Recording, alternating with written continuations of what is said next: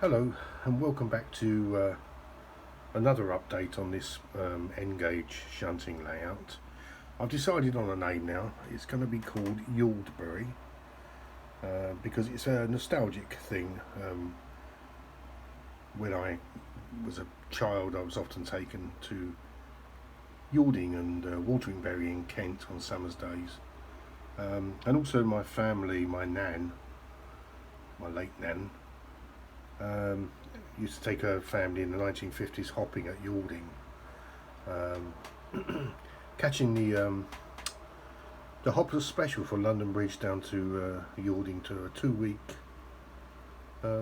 working holiday really in the countryside, picking hops. And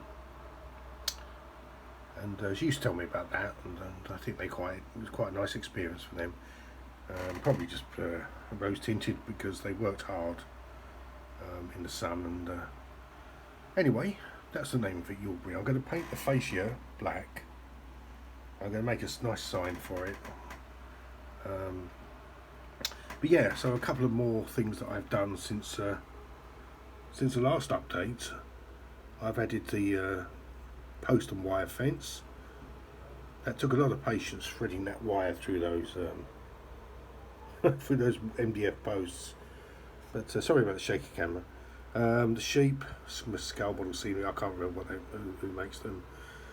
Flower bed over there. I'm not 100% on it, but and I've added some Woodland Scenics trees. These were a tree kit.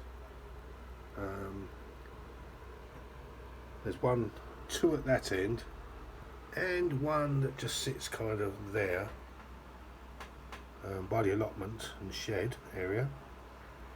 I'm not pleased with those. They went together very well. I used a lot of super glue to get the foliage to see if I can get a bit of extra light over it. To get the foliage to set quite hard. I think this one here needs a bit more teasing out. But the idea of that was to kind of add a little bit of a blind to the entrance to the tunnel so that you couldn't see light really down or into the fiddle yard. Fiddle yard, if I just pull the curtains back here a bit, because it's sitting in the alcove, of course. It's well, this is a tight fit, so it's as long as I could get it. It'll only take one coach and a tender loco there. You can see sitting waiting, but it does the job for me. I'm only running just single coaches and short goods. On order at the moment, as I begin to add more detail. I've got buffer stops coming. What else have I got? I've got platform lighting coming. I'll probably want to add some detailing into there, a post box, maybe a milkman, a couple of characters. Giving the backdrop another bit of a brighten up. It's not perfect. It's not perfect by any means, but you know, overall, I'm really happy with the effect. We're just going to see if I can bring in the 4F with a single carriage.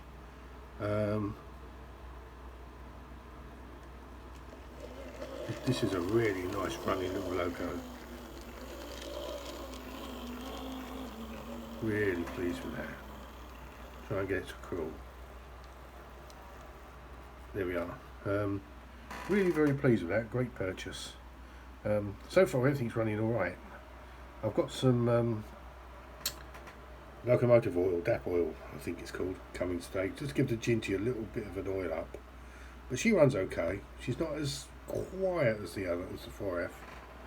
But that one, I'm absolutely delighted with that. It runs through all the turnouts here so smoothly and so slowly. So anyway, on the whole, it's coming along well. I've just put a bit more detailing, a little bit of weathering on the goods yard. It looked too clean. And apart from that, I should add that this is removable.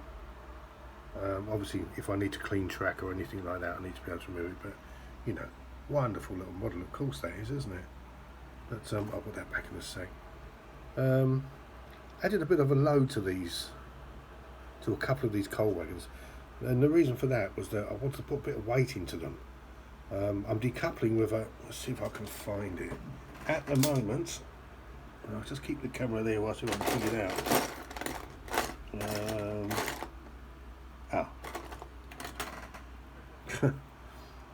the moment I'm decoupling with this.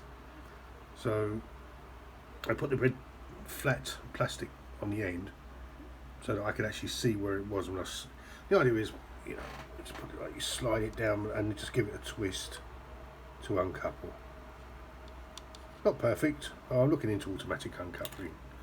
But really, one of the main areas I want to be uncouple that locomotive from the carriage there, so that I can run it around, obviously, and take it back out again. So it'll be quite easy to identify one spot to fit some sort of auto uncoupling device. But there we go. That's another. I wonder if I can just take it out again. We'll put it into reverse and just show how slow she can run out this beautiful locomotive. Right. See how slowly I can get her to run. And that, I think, is pretty good. Look. Pretty good, I think. Right. So when I come back, I'll be adding more details. I've got lots of more detail to add to the stationery yet. And I have to admit that I've really enjoyed this so much that I am thinking ahead and wondering what I could do as a follow-up. I like the idea of the 60 centimetre shelf challenge, but to be honest, this isn't far off of that. I've just probably got an extra few inches,